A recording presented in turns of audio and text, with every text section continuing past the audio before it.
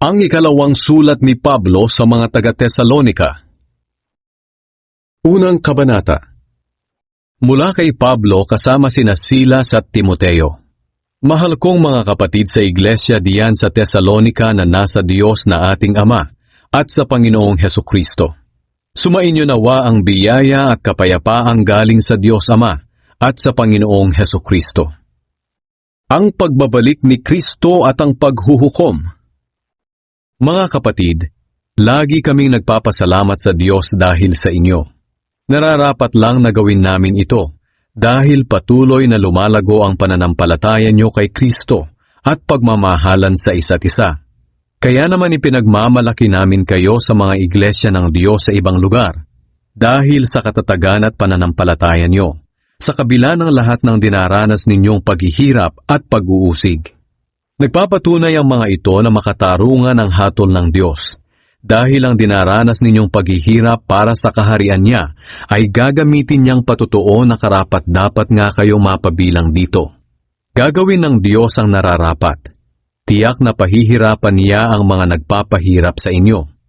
At kayong mga naghihirap ay bibigyan niya ng kapahingahan kasama namin. Mangyayari ito pagbalik ng Panginoong Hesus galing sa langit, kasama ng makapangyarihan niyang mga anghel. Darating siyang napapalibutan ng nagliliyab na apoy, at parurusahan niya ang mga hindi kumikilala sa Diyos at hindi sumusunod sa magandang balita tungkol sa ating Panginoong Hesus. Parurusahan sila ng walang hanggang paghihirap at pagkawalay sa Panginoon, at hindi na nila makikita pa ang dakila niyang kapangyarihan. Mangyayari ito sa araw ng pagbabalik niya, at papapurihan at pararangalan siya ng mga pinabanal niya na walang iba kundi ang lahat ng sumasampalataya sa Kanya. Kabilang kayo rito, dahil sumampalataya kayo sa ipinahayag namin sa inyo. Ito ang dahilan kung bakit lagi namin kayong ipinapanalangin. Dalangin namin na tulungan sana kayo ng Diyos na mamuhay ng karapat-dapat bilang mga tinawag niya. At dalangin din namin na sa tulong ng kapangyarihan niya, magawa niyo ang lahat ng mabubuting bagay na gusto ninyong gawin dahil sa inyong pananampalataya. Sa ganitong paraan, mapaparangalan niyo ang ating Panginoong Hesus, at kayo naman ay mapaparangalan niya ayon sa biyaya ng ating Diyos at ng Panginoong Hesukristo. Ikalawang kabanata. Ang mga mangyayari bago bumalik ang Panginoon. Tungkol naman sa pagbabalik ng ating Panginoong Hesukristo at sa pagtitipon natin sa Kanya, hinihiling namin mga kapatid na huwag kayong mag-alala o mabahala dahil sa mga taong nagsasabing bumalik na ang Panginoon. Huwag kayong maniwala kahit sabihin pa nilang sinabi ito ng Espiritu sa kanila, nabalitaan, o nabasa man sa isang sulat na galing daw sa amin. Huwag kayong magpadaya sa kanila sa anumang paraan, sapagkat hindi darating ang araw ng pagbabalik ng Panginoon hanggat hindi pa nagsisimula ang huling paghihimagsik ng mga tao sa Diyos, at hindi pa dumarating ang masamang tao na itinalaga sa walang hanggang kaparusahan. Kakalabanin niya ang lahat ng sinasamba at itinuturing na Diyos ng mga tao, at itataas ang sarili sa lahat ng mga ito. Uupos siya sa loob ng templo ng Diyos at itatanghal ang sarili bilang Diyos.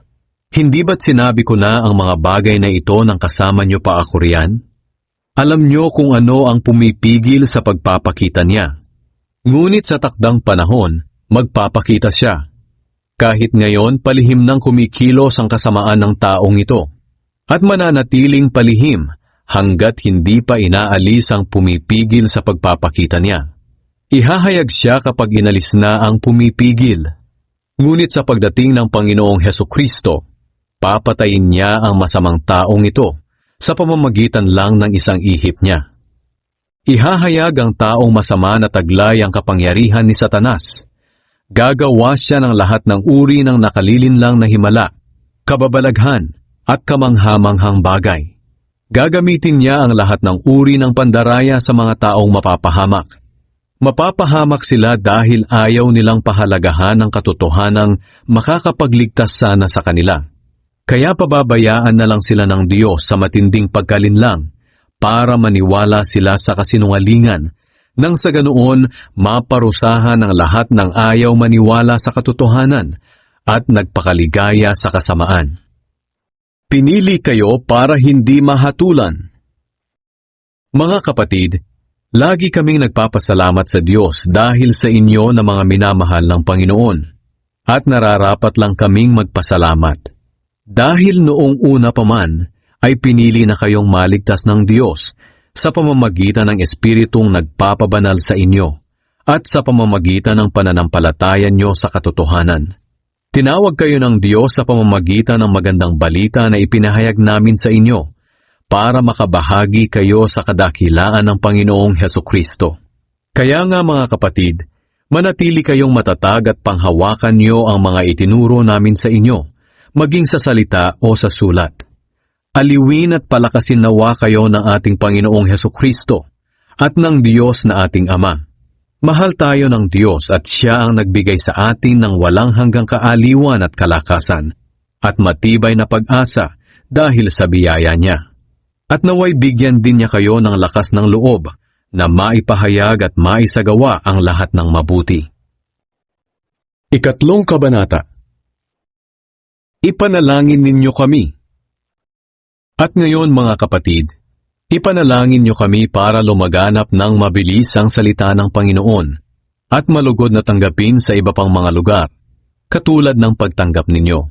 Ipanalangin niyo rin na maligtas kami sa mga masasama at makasalanang tao, dahil hindi lahat ng tao ay naniniwala sa itinuturo namin. Pero tapat ang Panginoon. Bibigyan niya kayo ng lakas at iingatan laban sa diablo. Dahil sa Panginoon, nagtitiwala kaming ginagawa niyo at patuloy na gagawin ang mga ibinilin namin. Gabayan nawa kayo ng Panginoon para makita sa inyo ang pag-ibig ng Diyos at katatagan ni Kristo. Tungkol sa katamaran.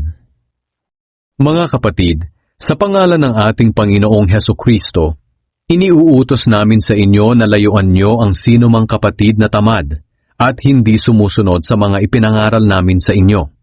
Sapagkat alam naman ninyo na dapat nyo kaming tularan, dahil hindi kami naging tamad noong nariyan pa kami.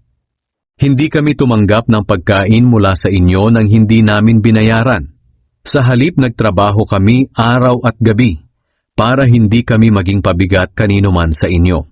Ginawa namin ito hindi dahil wala kaming karapatang tumanggap ng tulong galing sa inyo, kundi para bigyan kayo ng halimbawa para sundin ninyo. Nang kasama nyo pa kami, sinabi namin sa inyo na huwag pakainin ang sinumang ayaw magtrabaho. Binabanggit namin ito dahil nabalitaan namin na ang ilan sa inyo ay tamad, ayaw magtrabaho, at walang ginagawa kundi makialam sa buhay ng iba.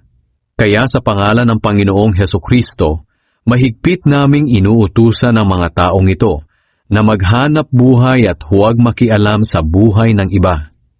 At sa inyo naman mga kapatid, huwag kayong magsawa sa paggawa ng mabuti. Kung mayroon mang ayaw sumunod sa mga sinabi namin sa sulat na ito, tandaan niyo kung sino siya at iwasan para mapahiya siya. Ngunit huwag niyo siyang ituring na kaaway, kundi paalalahanan siya bilang kapatid. Paalam at bendisyon. Naway ang Panginoon na pinagmumula ng kapayapaan ang siya ring magbigay sa inyo ng kapayapaan sa lahat ng pagkakataon, maging anuman ang kalagayan ninyo, at patnubayan nawa kayong lahat ng Panginoon. Akong si Pablo ang mismong sumusulat ng pagbating ito. Binabati ko kayong lahat. Ganito ang ginagamit kong paraan sa lahat ng sulat ko, para malaman nyo na ako nga ang sumulat. Pagpalain nawa kayong lahat ng ating Panginoong Hesukristo.